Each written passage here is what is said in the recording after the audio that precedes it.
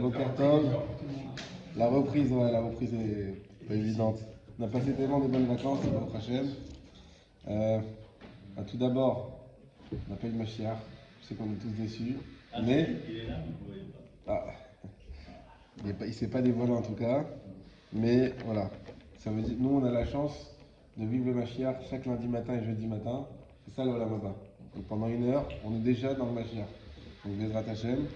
Et voilà, donc on va reprendre l'Agmara Souka.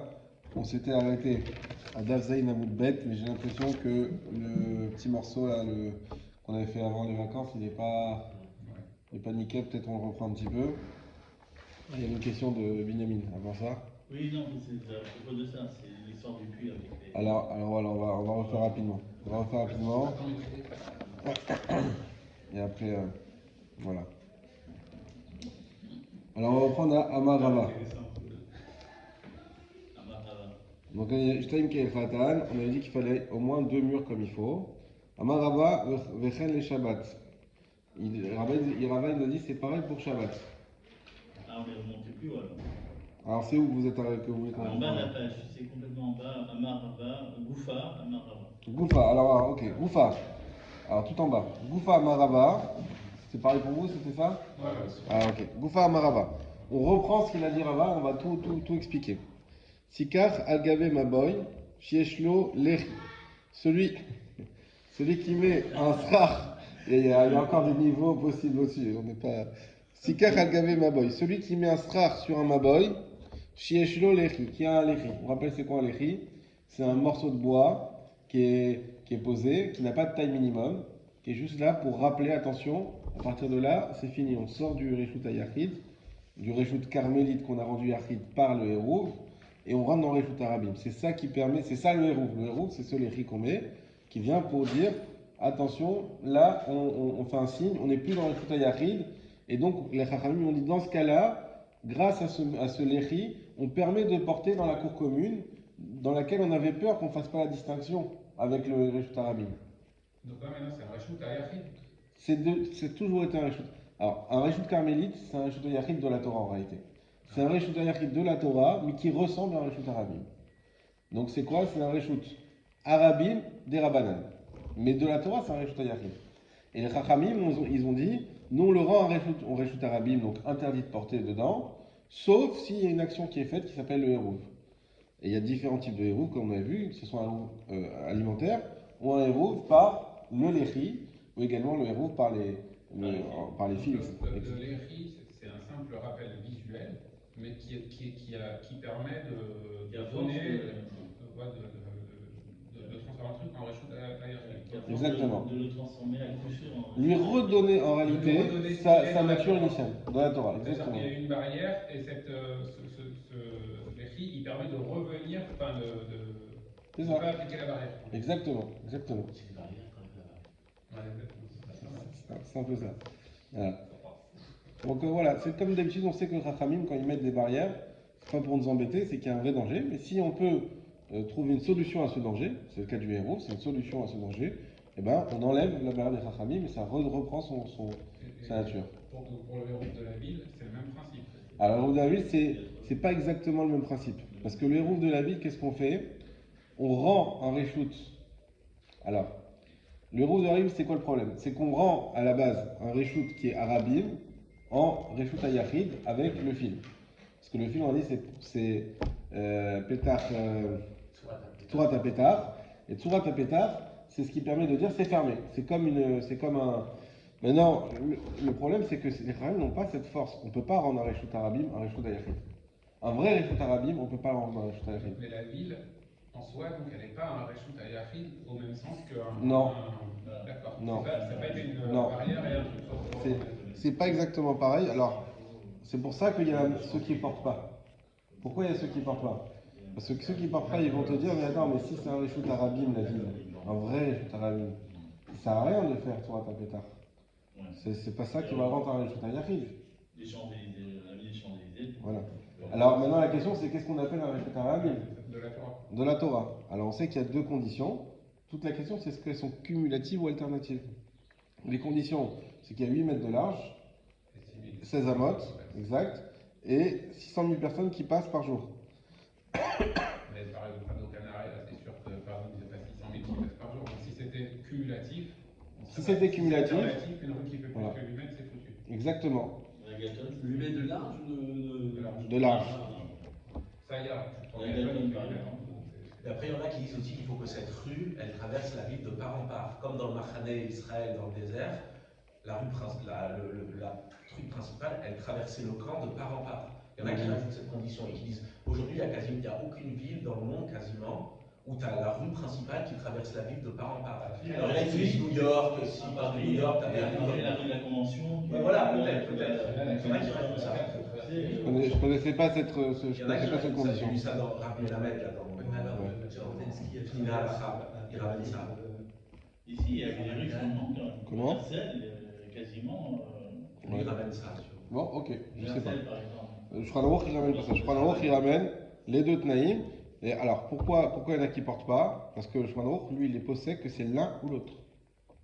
Donc, comme tu as dit, David, il suffit qu'on ait 8 mètres. D'après Shulchan Aruch, c'est Reshut Arabim de Oraïta. Et Reshut Arabim de Oraïta, on ne peut pas le rendre à Yachid juste avec le Tzurat HaPetach. Bon, Bezrat Hashem, ça c'est un truc. Donc, en tout cas, ici, ce qu'on est en train de parler, c'est le Solechi. On retourne un peu plus petit, dans une copropriété avec une cour commune et une impasse qui donne, qui a un couloir en fait, qui permet de passer de la cour commune à l'extérieur, au vrai Reshut Arabim. Et donc là, ce qu'on te dit, c'est que pour pouvoir porter dans cette cour commune, alors qu'il y a à la base un Reshut Yachid, mais que les Chachamim ont rendu un Reshut Arabim, ce qu'on appelle un carmélite, eh bien, ce qu'il faut, c'est un lechi.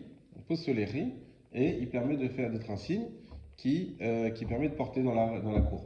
Maintenant, c'est quoi ici le rapport avec Sukkot? C'est que si quelqu'un, donc on a cette impasse avec le lechi au bout, il met un sraf dessus. Moi, c'est juste une question, c'est un peu contre-productif. Si les rabbinim ils ont mis un Reshut Arabim de la cour, tu passes de chez toi qui est un Reshut Yachid vers la cour de rabbin, donc il y a un problème. Tu dis qu'avec le lechi, avec le lechi, on redonne à la cour le statut de Reshut Yachid. Ah, ok, voilà. On redonne son statut originel. Une cour dans un immeuble, par exemple, c'est difficile de dire qu'au départ c'était Reshut Arabim. C'est vrai. Non, parce que c'est fermé.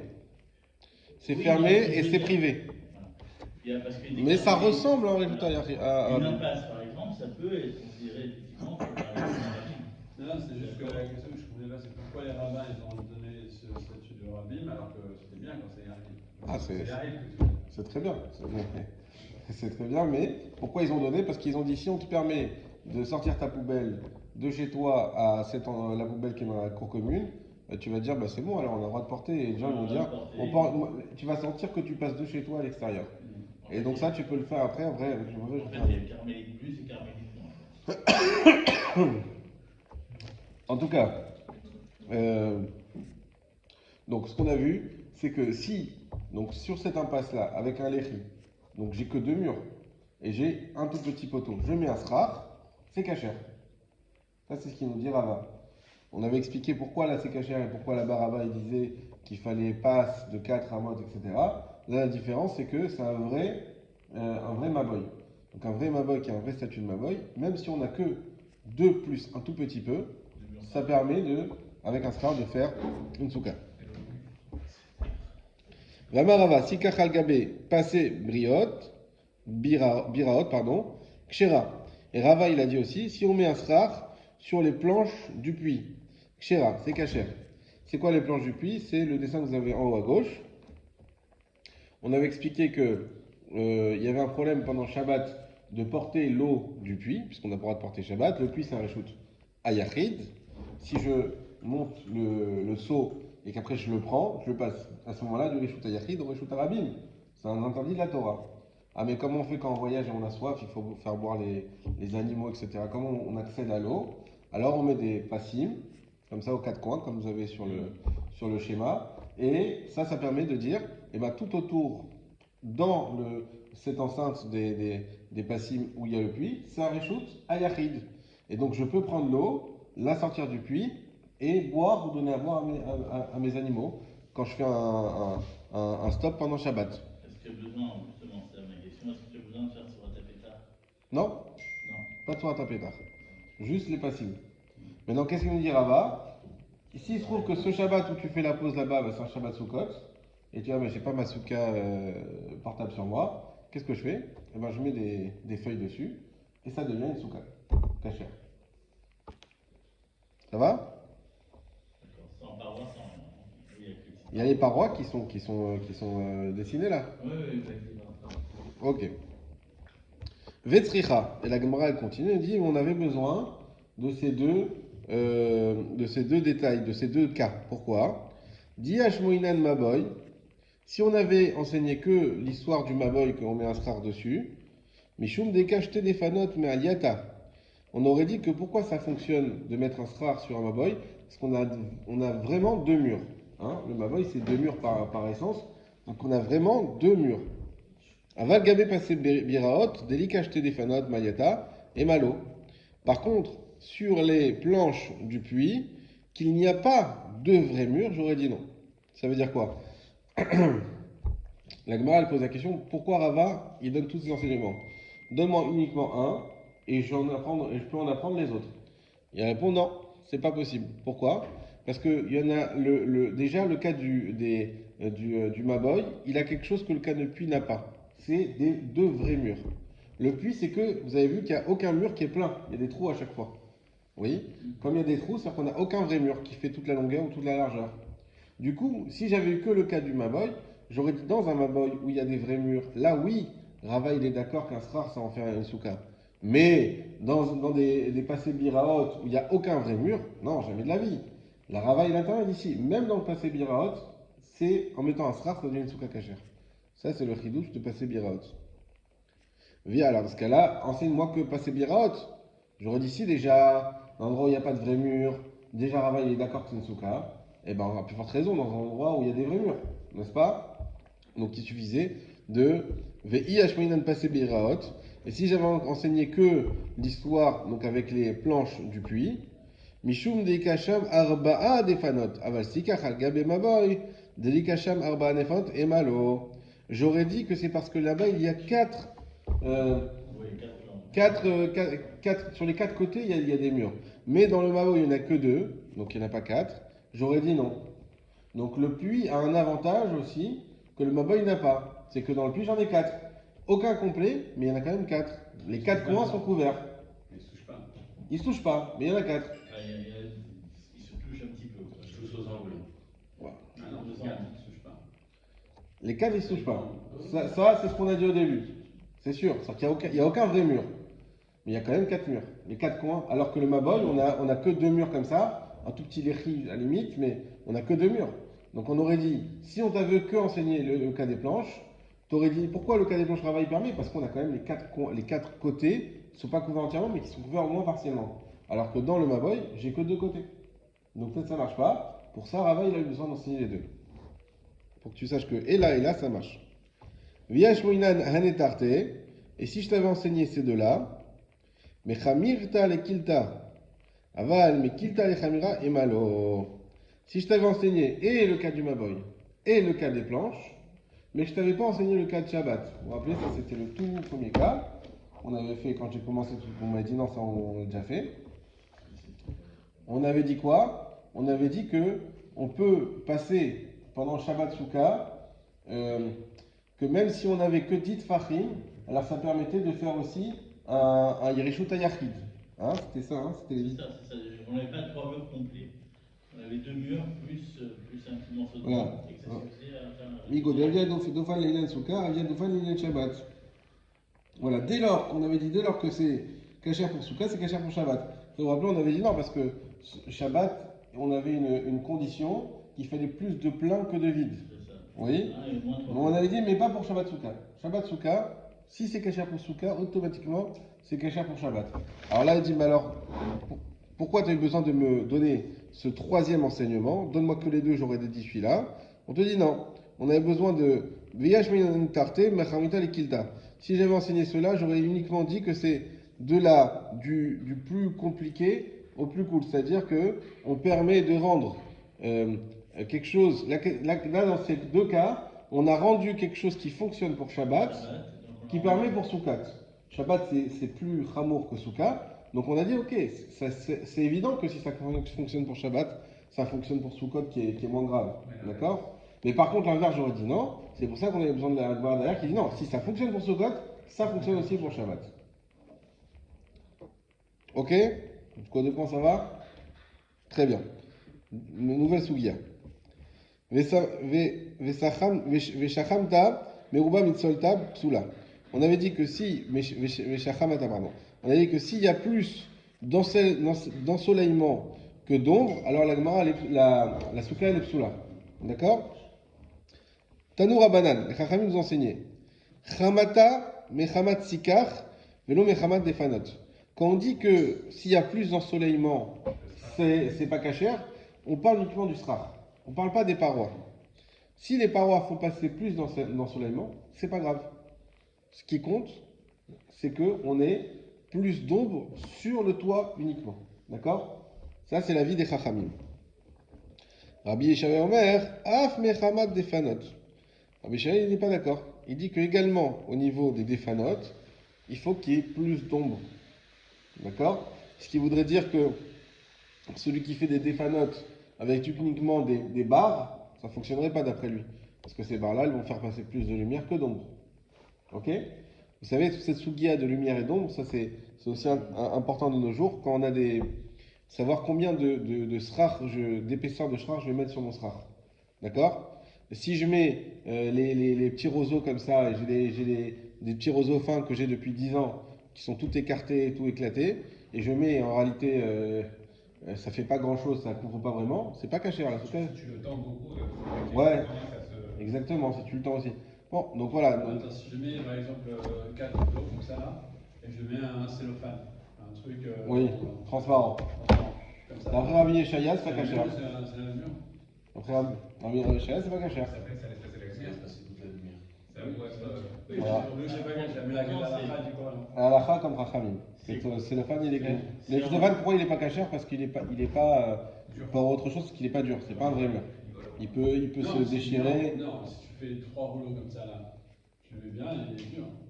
Bon, alors s'il est assez dur, en fait la halakha c'est quoi? C'est que s'il est assez dur pour tenir tous les jours de Sukkot, dans des conditions normales, pas qu'il y ait une tempête ni rien. Ou un enfant qui vient, qui Une grosse bâche transparente, ça pourrait être. Alors les bâches par exemple, la question des bâches, Tu mets des vitres. des vitres, ça c'est sûr qu'il n'y a pas de problème. Parce que ça c'est vite, c'est dur. La question des bâches, vous avez tous lu et entendu qu'on fait attention à ne pas mettre des bâches uniquement, mais aussi les fils. Pourquoi? Parce que les bâches, tout le monde est d'accord que les fils que tu mets dans les bâches, ils se défont un petit peu, que la bâche elle commence à voler. Déjà, elle a plus de 3 tfachim comment dire, elle peut bouger de plus de 3 tfachim, déjà ça s'appelle qu'elle n'est pas fixe. Donc il faut que ça soit très tendu et que le nœud avec lequel elle est tendue, c'est un nœud qui ne bougera pas, on en est sûr. Et a priori, tous les Chachamim disent que les nœuds ils bougent. Donc la bâche, on ne compte pas que dessus, on met aussi les fils. les colliers. Les colliers, oui, les colliers en plastique. Bon, il faut voir si c'est. Juste une question, parce que ça va à l'encontre de Gouda, ça n'est pas les colliers. Non, parce qu'on parle à mon avis, hein, il ne parle pas du goudessique, il parle du vrai mur qu'on a, les 10 tfachim. Après là-haut, c'est pas grave. Mais sur les 10 tfachim qui sont existants, ce qui va être la base du mur, ça, il faut que ce soit plus d'ombre que de lumière. D'accord? Donc voilà. Donc maintenant, si d'après Rabbi Yeshaya, effectivement, il y a un problème si j'ai un mur qui est soit transparent ou soit qui n'est pas assez épais. Contrairement au srach, comme on a expliqué, il faut faire toujours attention qu'il soit assez épais. Et ça, c'est d'après tout le monde, parce que c'est ça l'essentiel. Et également pas trop épais. Parce que s'il est trop épais, il faut qu'on puisse voir aussi les étoiles.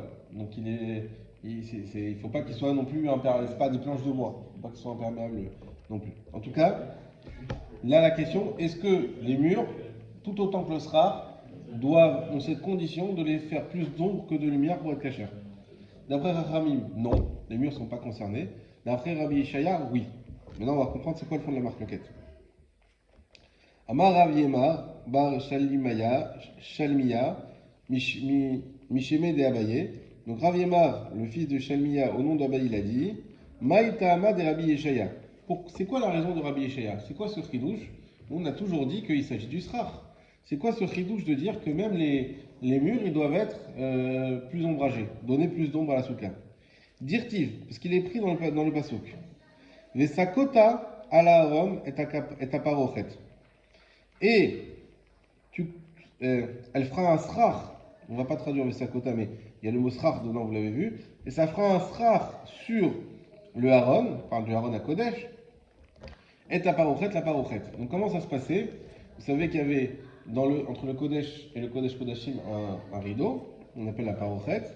Et en fait, ce rideau-là, il couvrait le Aaron. D'accord?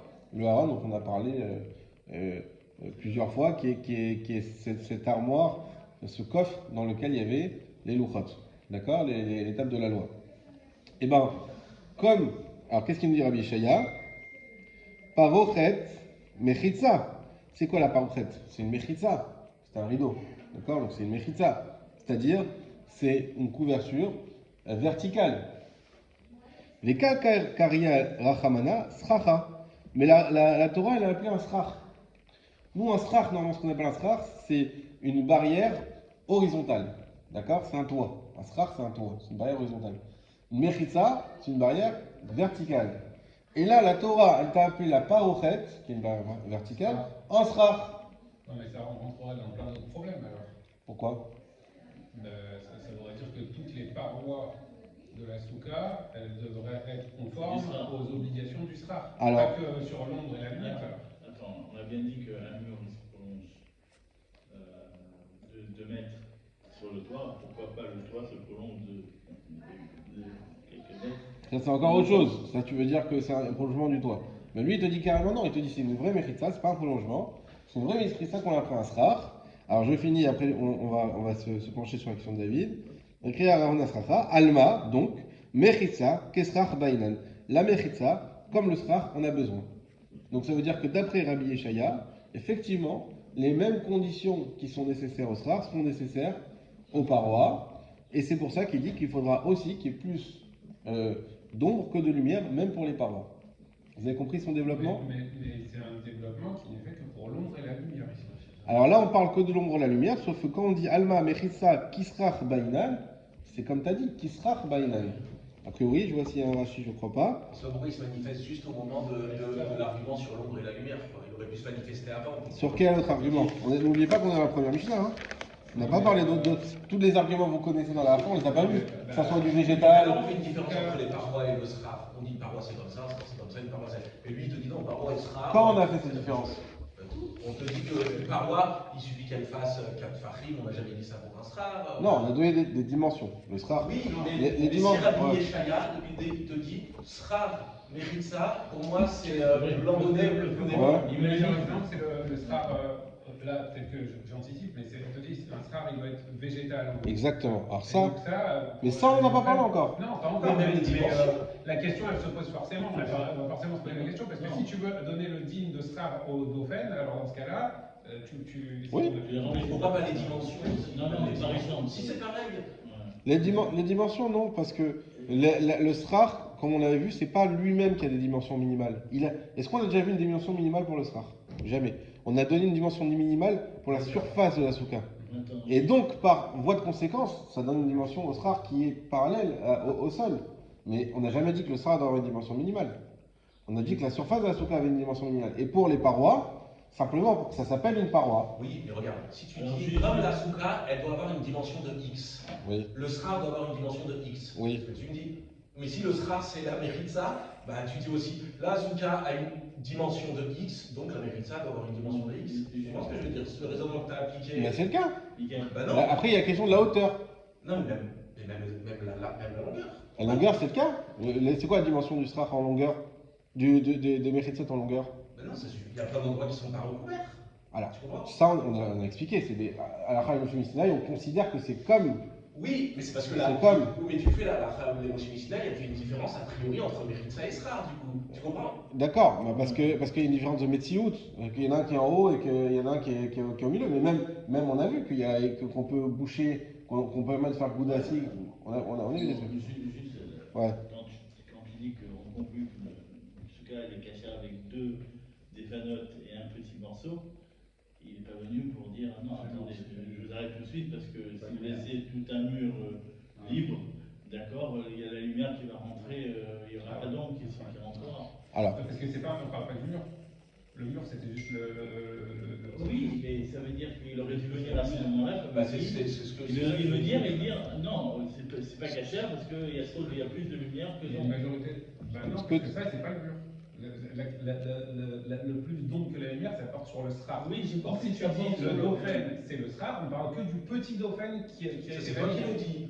Mais Mais concrètement, tu rentres dans la souka, s'il a fait un dauphin de 4 fachim, concrètement, tu rentres dans la souka, le dauphin, Il y a plus de lumière. il y a du jour dans la concrètement, il y a du jour dans la souka. Tu peux pas dire il y a plus d'ombre. Tu peux pas dire ça. S'il y a un endroit, regarde, je t'explique. On t'a dit il faut un dauphin. Et là, on te dit un trou blanc, un espace vide, on appelle ça un dauphin. Donc, tu comprends que déjà, tu n'es plus dans la réalité du dauphin. Déjà, tu es dans du. Comment on dit? J'ai compris. Voilà. Mais on comprend parce que, sauf que d'après Rabbi Yeshaya, Oui. je sais pas, il te dit sauf que dauphin c'est sraf. Donc les définitions elles explosent. Tu Non, vois, tu sais. elles n'explosent pas. Il faut pas non plus. Faut garder ça. Il faut. De base, dauphin c'est rare, sauf quand dans la Metsiout, le dauphin c'est pas le srar. Mais c'est-à-dire que les halachot du dauphin, elles vont sur la halachot du srar. Et il sait bien qu'un toit c'est pas un mur. Il t'a pas dit.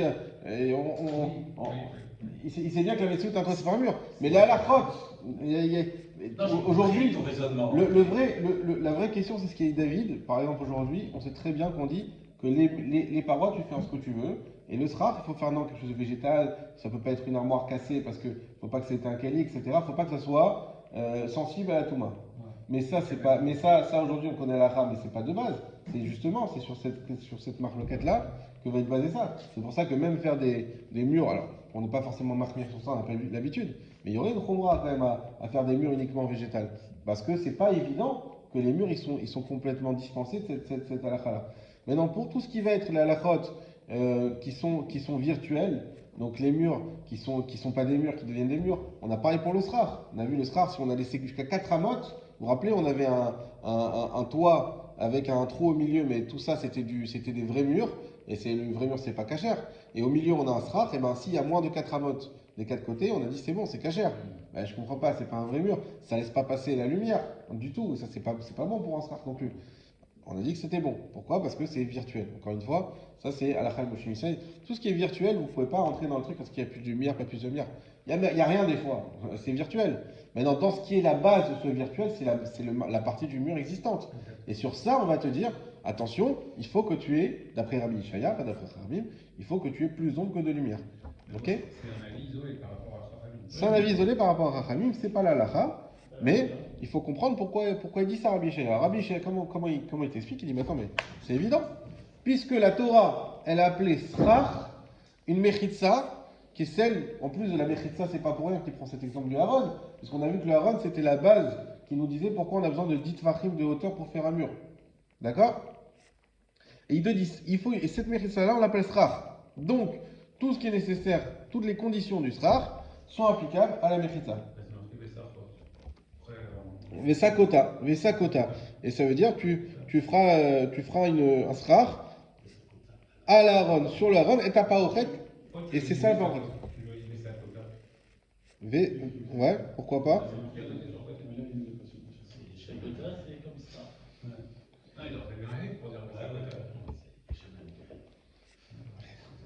Non, il y a des fois, on dit même dans les conjugaisons, ça finit par ta sans ré. Vesa kota à l'Aaron, et t'as paochet, paochet mechitza, vekakaria rachaman asracha, alma mechitza kisrach bainan. Vera banan. L'argument est tellement choc que la Gemara dit ah ben comment vous faites vos rabanan pour répondre à ça? Haou denichouf be pourta denuchazek kisracha. Il dit celui-là, donc cette paochet, denichof elle est pliée be pourta sur sa partie haute, demchazek kisrach et ça ressemble à un srach. Qu'est-ce qu'ils nous disent? Ça vous dérange pas si j'ouvre un peu la porte, c'est un peu chaud? Parce que c'est froid. Donc qu'est-ce qu'il nous dit? Il nous dit mais en fait, pourquoi la Torah l'appelle Srach? Parce qu'il n'est pas totalement horizontal cette paochet. En réalité, la paochet elle part d'en haut comme ça, de manière horizontale, et après elle devient verticale. Et comme elle est un petit peu horizontale, donc ça ressemble à un Srach, c'est pour ça que la Torah l'appelle Srach. Ça n'a rien à voir. C'est un peu recouvrir le haron en fait comme ça. Exactement. Par l'intérieur, c'est elle un peu- est à l'intérieur du Kodesh à Kodeshim, mais après elle Oui. est comme ça. Exactement. C'est pas l'inverse, c'est pas l'extérieur. Je crois pas. Il faudrait vérifier pour être sûr, mais c'est ce que j'ai Bah, quand, compris. tu, quand tu lis le verset, c'est écrit mais Saklota À Aaron. Donc a priori, c'est sur le Aaron. Aaron. C'est ce que j'ai compris. J'ai pas vu de photo, je ne veux pas m'engager trop, mais a priori, c'est ça. Donc tu vois bien que c'est pour. Mais c'est pour ça qu'on appelle un srar. Si elle était vraiment. C'est un rideau droit, on n'aurait jamais dit que c'est un srar. C'est juste parce que c'est plié là-haut. Et donc la partie qui est verticale n'a rien à voir avec la partie horizontale. Et on applique, donc on ne fait pas de convergence entre le srar et les mérites.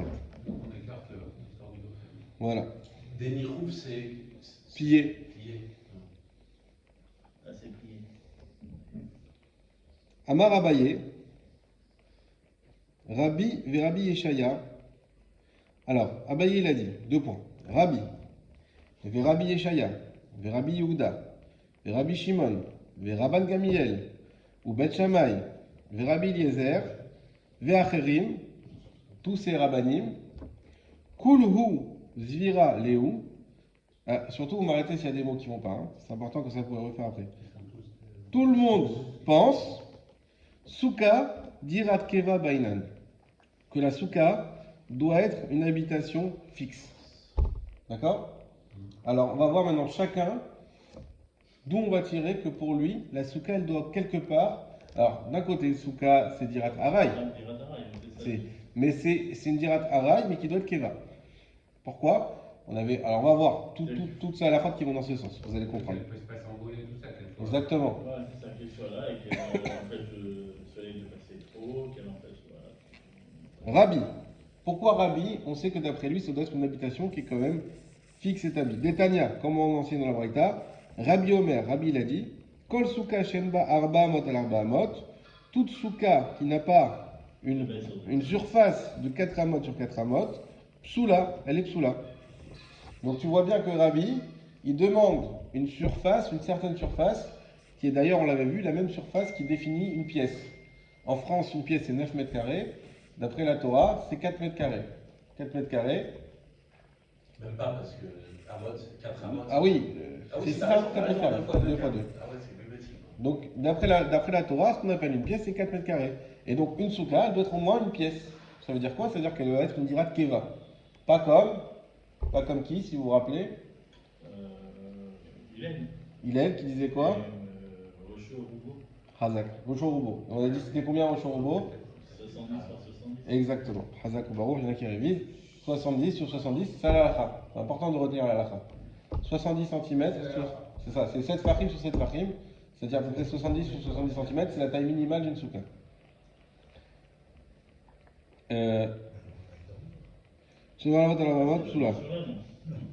Rabbi Yeshaya, d'où on sait que Rabbi Yeshaya, pour lui, il faut une dirat keva. Had Amran, c'est ce qu'on a dit. Rabbi Yehuda, sur Rabbi Yehuda, Detnan, comme c'est dans le Mishnah, Souka Sheigavu Alemala Esrimama, une souka qui est plus haute que Esrimamot, Psoula, elle est Psoula, mais Rabbi Yehuda Marchir, mais Rabbi Yehuda il la rend cachère.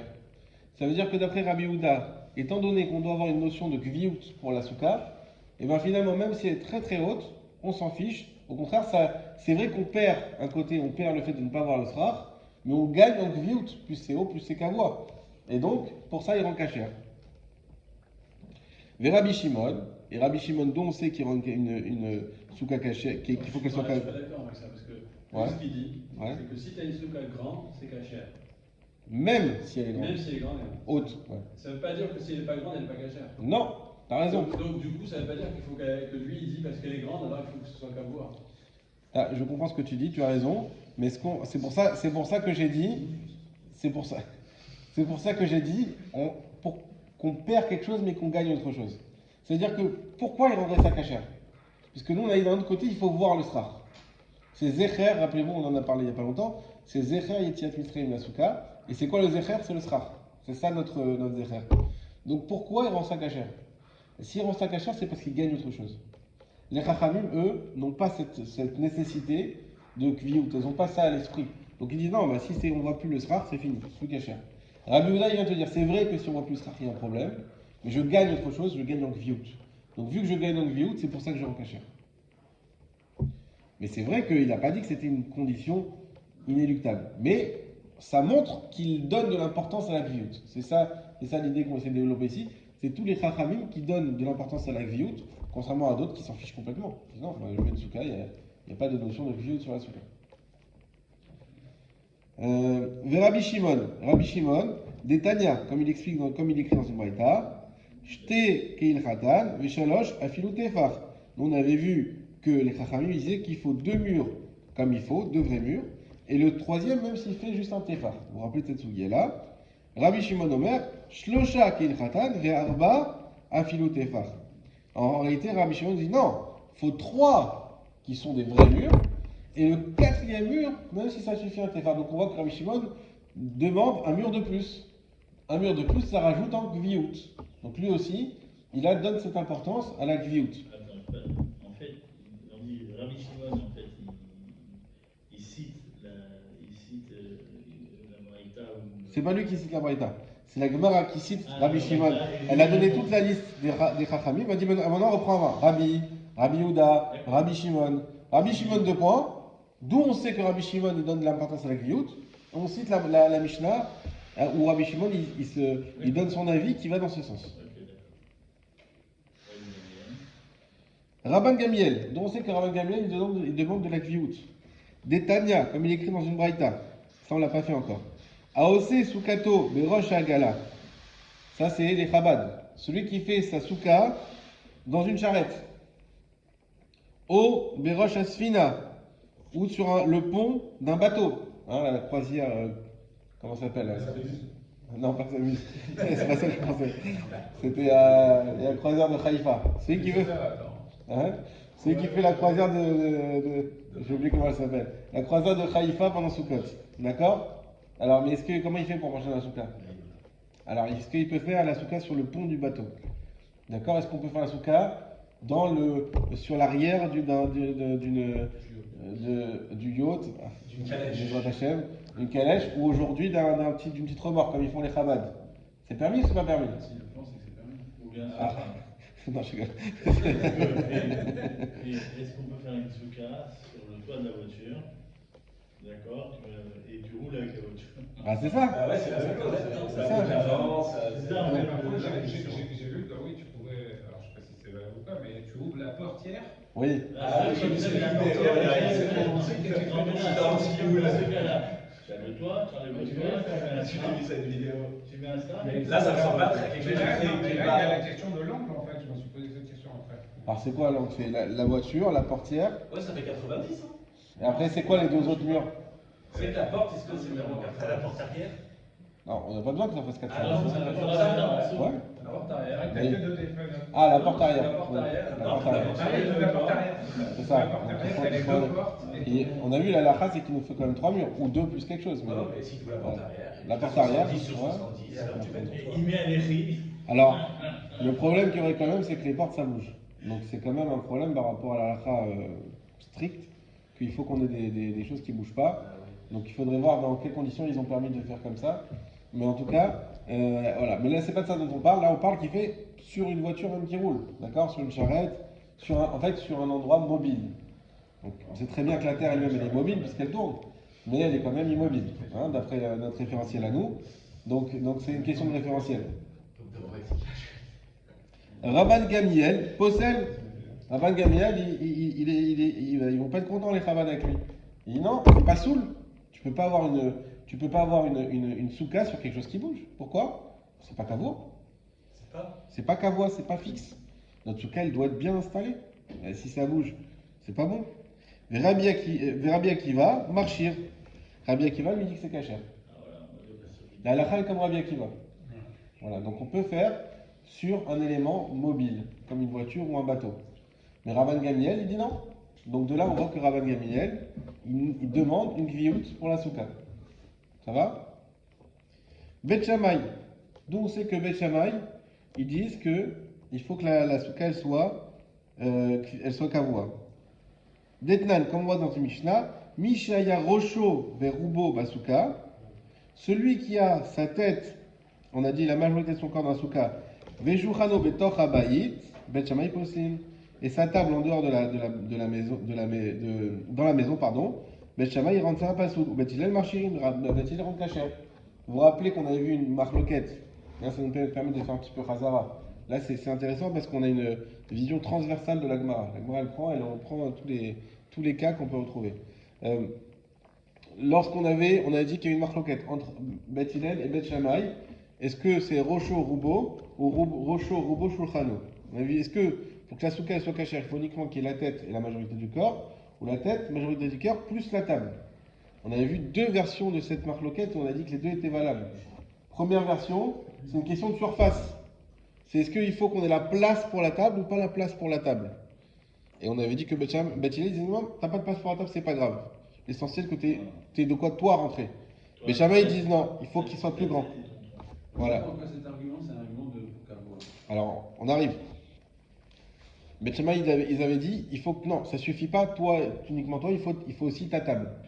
D'accord? Ta table, ça veut dire quoi? Ça veut dire la surface de ta table. Donc déjà, ils demandent une souka plus grande. Plus grande égale kavua. Une table plus petite. Quoi? Une table plus petite. Non, si t'as pas de place pour ta table. T'as pas de place pour la table. Attends, 70 cm phare, c'est petit. Donc tu rentres uniquement toi. D'après Bet Shammai, c'est pas cachère. T'as pas de place pour mettre une table, c'est pas cachère. Il faut que tu aies la table. Donc ça rajoute la gziout. Mais c'est pas tout. On a eu une deuxième version de cette marloquette en disant c'est pas une question de taille de souka. Même si ta souka elle fait 100 mètres carrés. Mais il faut que ta table elle soit dans la souka. Pourquoi? Parce que si elle est à l'extérieur, si tu fais le buffet dans la maison et que tout le monde mange dans la souka, eh ben on risque d'aller chercher sur le buffet et de manger directement en dehors de la souka. Donc de peur que tu arrives à ça, donc Bet Shammai il a dit il faut absolument que ta table soit à l'intérieur. Ça rajoute aussi ici en gviout en disant que tout le repas, tout doit être dans la souka. On ne peut pas partager les espaces avec un espace repas à l'extérieur de la souka, enfin en tout cas de dressage à l'extérieur de la souka et un espace pour manger dans la souka. Ça, c'est la La halakha, non. On avait dit c'est comme Bet Hillel. On peut avoir et la table à l'extérieur de la souka et aussi la taille, c'est uniquement le corps et la tête. Non, mais concrètement, ça se voit des fois quand il y a une réception ou quoi et que tout le monde ne peut pas rentrer dans la souka. Alors on va privilégier que les hommes ils puissent aller manger dans la souka. Ça, c'est autre chose. Il faut savoir que si on a par exemple un mariage et que même tous les hommes peuvent pas rentrer dans la souka, les autres sont pas tours. Ah ouais? Ouais, ils peuvent manger à l'extérieur de la souka. Ça, c'est parce qu'il n'y a pas assez de place pour les gens dans la souka. Tu serais pas à l'aise, quoi, du coup, c'est un peu l'histoire de César, non? Je sais pas si c'est un problème d'être. C'est pas comme la pluie, etc. C'est simplement que à partir du moment où il n'y a pas de place, il n'y a pas de place. Donc on peut rien faire. On va pas t'obliger à ne pas manger ou. On peut faire un roulement. On pourrait faire un roulement, mais pas un repas qui dure déjà. C'est un repas de mariage, ça dure longtemps. Ça va être compliqué de faire un roulement. Il faut un organisateur de souka après, en plus l'organisateur du mariage. Et c'est spécifique à un repas de mitzvah, genre de mariage? Oui. Ah ouais, ça marche Ouais. pas si t'es dans Non. la rue, il y a une soupe de trucs. Souvent, il y a Simcha Bet Hashwela pendant Sukkot, et donc du coup, ça donne lieu à des festivités. Et donc, tu vas avoir une souka, mais tout le monde ne peut pas aller dedans, mais il y a quand même une table et des tables à l'extérieur, mais c'est plutôt les femmes et les enfants qui vont pouvoir manger à l'extérieur parce qu'ils sont pas. Ça, c'est sûr. Bon, les enfants. Et donc, du coup, tu mets une table à l'extérieur quand même en disant que. Voilà. Ça, c'est sûr. Ça, c'est sûr. Pour les femmes, il n'y a aucun problème. Les enfants, c'est moyen parce qu'on l'avait fait ensemble, une misa Trino, qui était une vraie misa, même là on a rencontré la reine qui avait fait une grande souka, etc. Mais bon, c'est sûr que. Voilà. Est-ce que pour Simcha Bet Hashweva, on peut permettre cette halakha? Je ne sais pas. Moi, je l'ai lu sur un mariage. Donc après, à voir. Mais effectivement, quand on n'a pas le choix, on essaie de faire au mieux.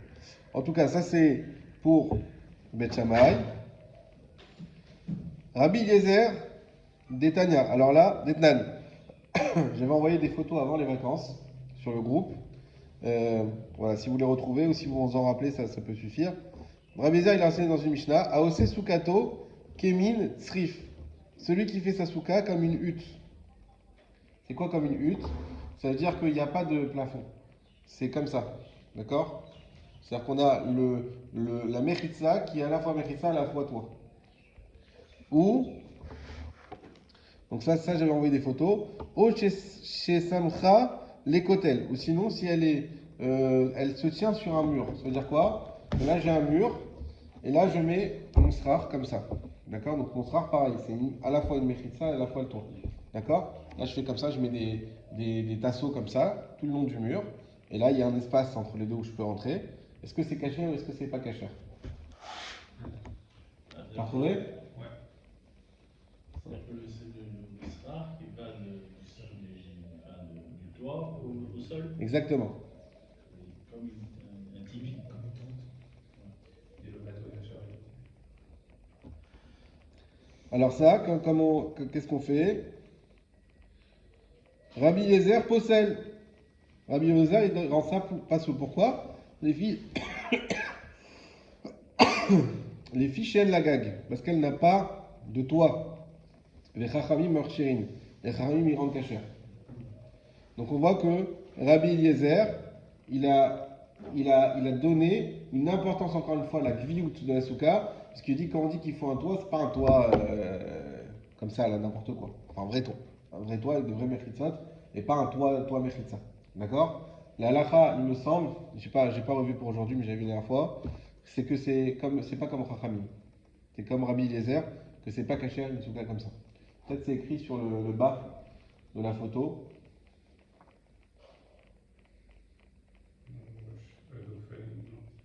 Non. Bah, j'ai oublié de vérifier pour aujourd'hui.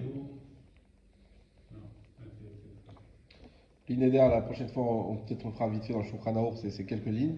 Mais en tout cas, voilà, a priori, je crois que c'est comme Rabbi Eliezer et pas comme Chachamim. En tout cas, on voit ici l'importance d'une souka qui est fixe. Acherim. Rabbi. Acherim, comment il s'appelle?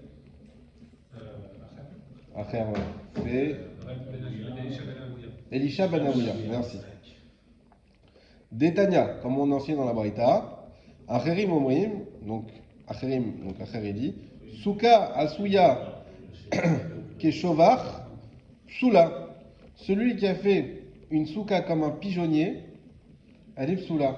C'est quoi la spécificité d'un pigeonnier? C'est que c'est rond. Est-ce qu'on peut faire une souka ronde? Alors là, c'est pas comme tout à l'heure avec la hutte.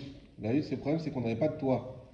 Là, on a bien des mechitsot, on a bien un toit. Dans la hutte, il n'y a pas de toit du tout. La hutte, il n'y a pas de toit du tout. J'ai dit qu'il y avait quand même en haut un petit toit. Non, en haut, il y a le petit chignon, là, comme ça. Mais c'est pas un toit, ça. Là, c'est un cylindre, là, le pigeonnier. Exactement. Alors, est-ce que tu es fort en géométrie, Max? Oui. On va avoir besoin de toi, là. C'est bad, Ça suffira pas. Alors, après, on a ce qui est géométrie dans l'espace. Regardez, j'ai dû marquer mes formules d'air, de diamètre et de circonférence. Voilà. Bon. Et pourquoi il n'y a pas d'angle, alors c'est pas caché? Exactement. Pourquoi l'angle? Alors, les fiches là, voilà, je finis dans les mots. Les fiches là, zaviotent parce qu'elle n'a pas de coin. Et ben, si elle n'a pas de coin, ben, c'est pas au sens de la Gemara, ça lui enlève une gviout. Ça lui enlève une maison, c'est quelque chose avec des coins, là il n'y a pas de coin. En réalité, je ne saurais pas t'expliquer plus que ça parce que. Au-delà, tu peux dire que quand on a des coins, elle fait face plus au vent. C'est-à-dire quand tu as un vent, tu sais que ce soit. Maintenant, quand tu as le vent il va épouser le côté circulaire. Plus c'est rond et plus Quand tu mets de face, tu as un mur, le vent il va pouvoir l'envoler. Si le vent vient du côté du coin, il va être bien. Hein? Si le vent il vient du côté du coin. Oui, comme tu as plus de chances qu'il vienne sur un des murs que Alors, le circulaire. Je sais pas, ouais.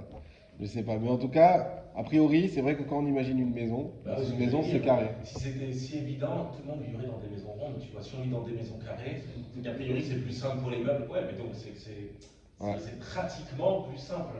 Moi, j'ai vécu dans une maison. Ah ouais. Moi j'avais aussi un salon rond comme ça, où il y a des immeubles comme ça. C'est dur à meubler quand même. Voilà, et c'est très dur. Tu peux ou sinon tu perds de l'espace, tu mets le canapé comme ça. Alors c'est vrai que c'est sympa, c'est joli, ça donne un truc de. Moi, j'ai vraiment vécu une histoire, c'est que en fait, j'étais interne et j'ai eu mon fils Aurélien, d'accord, et on avait un petit appartement à Paris, et on cherchait un appartement plus grand. À Paris, c'était impossible avec ma paye. Donc, et je me rappelle qu'avant, on s'était promu vers Créteil et j'ai montré à ma femme, j'ai dit, tu vois, ça c'est les choux. Ah oui. Les choux, c'est des taurons, tu vois. Jamais j'habiterai là-bas. Un an plus tard. Les balcons, c'était des sortes de baignoires, je ne sais pas si tu te rappelles. Et en fait, finalement, où est-ce que j'ai débarqué? Là-bas. J'ai visité la maison, effectivement, les murs étaient comme ça. Jamais dire rivière, je ne boirai pas de ton eau. Hein, c'est ça. Donc, voilà, c'est pour ça qu'il vaut mieux rien dire des fois. En tout cas, effectivement, donc, alors le fait que ça soit pas rond, comme il a très bien dit Mordechai, ben voilà, c'est pas une maison, c'est pas. Donc c'est d'après d'après Acher, c'est pas kasher. Voilà. Amar Rabbi Yochanan. Rabbi Yochanan, il a dit. Donc là, on va démarrer le sujet, il nous reste 5 minutes, et vous allez voir que ça va demander de l'acharnement. Souka Asuya Kekifshan. Une souka qui est faite comme une fournaise. Bon, on a dit tout à l'heure un pigeonnier, ici une fournaise, ça veut dire qu'elle est ronde dans les deux cas. Ok? Une fournaise? Une fournaise. Ouais. C'est la fournaise d'Abraham Avinu. Voilà. C'est bon, c'est comme ça. Je sais pas Pas exactement. caché dans un coin. Je sais pas à quoi ça servait des fournaises, mais bon. Voilà, non, moi, on va faire je sais pas. Pas pour cuisiner, tout simplement, c'est pas la tranquille. C'est pas un four, c'est une fournaise, je sais pas. Imiesh beakipa kede lishev ba esrim ve'arba bnei adam. S'il y a beakifa dans la circonférence, de quoi faire asseoir 24 personnes, kshera, elle est cachère. Donc vous avez le petit rond à droite. Ok, bon, jusque-là tout va bien. Circonférence, 24 personnes, elle est cachère. On est en train de nous parler de surface. Ok? Une personne, c'est 4 amotes. Le problème, c'est quoi? C'est que la surface d'un rond, bah, c'est dur à calculer. Il nous faut pi. Pi 3,14. Vous vous rappelez? Ah oui. Ok. 3,14, 3 petits points. Évidemment. Alors là, ici, la Gemara elle arrondit toujours. Donc elle va prendre pi égale 3. D'accord? Vous allez comprendre tout de suite. Donc là, pour l'instant, on a une surface circulaire. Alors, on nous dit que le périmètre minimal de ce cercle, c'est 24 personnes. Et alors, c'est combien? Vimlaf, soula. Et sinon, elle est pas soule, s'il y a moins de place que ça. Keman, la Gemara pose une question, on dit comme qui ça va? On n'a jamais vu des avis qui nous parlent de Souka 40. On a vu 3 avis, vous vous rappelez, dans la surface de la Souka. Le plus marmire, c'était Rabbi, qui disait 4 amotes sur 4 amotes. Ensuite, Bet Shammai, qui disait Rocho, Roubo, Veshulchano. Et ensuite, Bet Hillel, Rocho, Roubo. D'accord? Alors, c'est comme qui? La Gemara dit Ke Rabbi, c'est comme Rabbi. De Amar, qui a dit Kol Souka Shenba Arba Amot el Arba Amot. Toute Souka qui n'a pas la surface de 4 amotes sur 4 amotes, Psoula, elle est Psoula. Ok? Mité, alors maintenant on va essayer de comprendre, la Gemara, vous allez voir, on va s'acharner à comprendre en quoi on a une correspondance entre Rabbi et cette souka ronde. Miché de Gavra, BM Tayativ. Alors là, ça va être comme les problèmes de géométrie, pour ceux qui en ont fait à l'époque. On va donner toutes les données et puis ensuite débrouille-toi. Alors, Miché de Gavra, déjà il faut savoir que un homme, BM Tayativ, il s'assoit sur une ama. D'accord? Donc un homme égale une ama. Donc 24 hommes, 24 amotes. Pour l'instant, ça va. Donc on nous dit que la circonférence minimale d'une souka ronde, c'est 24 amotes. Kol sheyesh beakifo shlosha tfachim. Tout ce qu'il y a dans son périmètre 3 tfachim, yeshbo rochev tefach. Il y a un diamètre d'un tefach. Ici est énoncé le principe de pi. Kol sheyesh beakifo shlosha tfachim. Tout ce qu'il y a dans beakifo, littéralement, c'est pas périmètre, c'est dans son rond, dans son contour, exactement. Donc dans le périmètre. Shlosha tfachim, donc un périmètre de 3. Yeshbo rochev tefach égale un diamètre de 1. D'accord? Ça c'est pi, comme vous savez. Alors l'agma, point. Donc l'agma pose une question. Betari, Sar, Sagi. Alors 12 aurait suffi. Parce que si d'après Rabbi, il faut que j'ai 4 sur 4, donc c'est que j'ai des côtés de 4. Pour avoir un diamètre de 4, il faudrait que j'ai une circonférence de 12, en partant sur un pi qui est à 3. Ok? Donc pourquoi on nous dit 24? On aurait dû dire 12, pas 24. Il y a de la place. Mais on va être collé comme ça chacun. Il y a un homme, plus un vide, un homme, plus un vide, un homme, plus un vide. Un homme, on n'a pas dit, on aurait dit un homme, c'est 2 amotes. Non, il te dit qu'il faut qu'il y ait 24 personnes, ouais, qui puissent rentrer. Un homme, Il c'est. faut qu'il puisse manger, quoi. Comme ça. Non. Il faut. Ok. On a donné une définition. Après, on peut alors mettre en cause cette définition. Mais si on part de. On accepte cette définition qu'un homme égale une ama, il ne faut pas me dire. Ouais, on t'a dit une ama, mais en fait, on pense deux. Non, une ama, c'est une ama. Après, peut-être tu vas dire non, mais il faut un espace, il faut ce que tu veux. On va voir, la morale va proposer des choses comme ça. Mais pour l'instant, un homme égale une ama. Un homme égale une ama. D'après Rabbi Yehuda, si on veut une correspondance entre une souka normale carrée et une souka ronde, il faut qu'on ait 12 hommes pour correspondre à un diamètre de 4. Parce qu'il dit parce que c'est 4 amotes sur 4 amotes, Ouais. comme ça. Ouais. Donc il pense qu'il y a combien d'hommes? Donc il a dit 4 hommes, 4 hommes, 4 hommes, 4 hommes. Non, là, 4 hommes sur 4 amotes, on convertit pas en hommes, on convertit tout simplement en surface. Mais non. J'ai compris, donc ça va 16 amotes carrés, ok? Voilà. Même- Non, il y a des côtés quand même. C'est ça le 4 x 4. On va y venir, vous voyez les petits ronds, les petits dessins hein, le cercle inscrit dans le carré et le carré inscrit dans le C'est ça, cercle. voilà. Voilà, on va y venir, ne vous inquiétez pas, ça va se complexifier. Mais en tout cas, pour l'instant, simplement, on parle a priori de surface ou de. Alors, plus que de surface, de périmètre. Pas vraiment de surface. On va voir sur le rond. Parce que si on parle en surface, c'est une autre formule. Ok, donc c'est 16 de toute façon. Si c'est 4, non, c'est 2 hommes, pardon, c'est 2 hommes, donc c'est 8. C'est 2 Quoi hommes, de mètres 4 mètres. C'est 4 sur 4. Donc c'est 16 mètres carrés. Enfin, 16 mètres carrés. 16 mètres, même de périmètre. Et le périmètre, c'est 16. Nachon. Maintenant, ce qui veut dire qu'on doit avoir des côtés de 4. C'est ça qu'on est en train de dire. Bah, si tu veux un côté de 4 dans un rond, eh ben, il faut que tu aies une circonférence de 12. Et pour avoir cette circonférence de 12, eh ben, on a dit qu'un homme égale 1, donc on aurait dû dire 12 hommes. Voilà. Oublie l'histoire des hommes, hein. On s'en fiche des hommes, ce qui compte c'est la taille. Un homme égale une ama, c'est tout. Donc il faudrait qu'on ait Ouais, le 12. Enfin, le 4, parce que le 4 en diamètre. 4 x 3. Ok, c'est le 4 en diamètre. Voilà. 4 x 3. Donc on aurait besoin de 12 et pas de 24. Ouais, là, c'est évident. En fait, c'est petit. 12 mètres de périmètre. Enfin, excusez-moi, c'est 12 mètres de périmètre. On est bien De d'accord. périmètre. Voilà. 12 amotes, pas 12 mètres. C'est 12 mètres de périmètre. C'est-à-dire que le rond, il doit faire 12 mètres de périmètre. C'est-à-dire 6 mètres de diamètre. En gros, Amote, ouais. et donc 12 amotes de diamètre. Non. Diamètre de 4. Ouais, depuis tout à l'heure, tu parles du diamètre, mais c'est amote.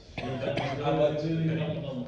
Diamètre de 4. Diamètre de 4 fois 3, 12. Donc il aurait fallu 12 personnes pour arriver à un diamètre de 4 parce que l'Agmara elle considère, et ça on va voir pourquoi, que si pour Rabbi il faut 4 sur 4, donc c'est qu'il nous faut dans un rond un diamètre de 4 aussi.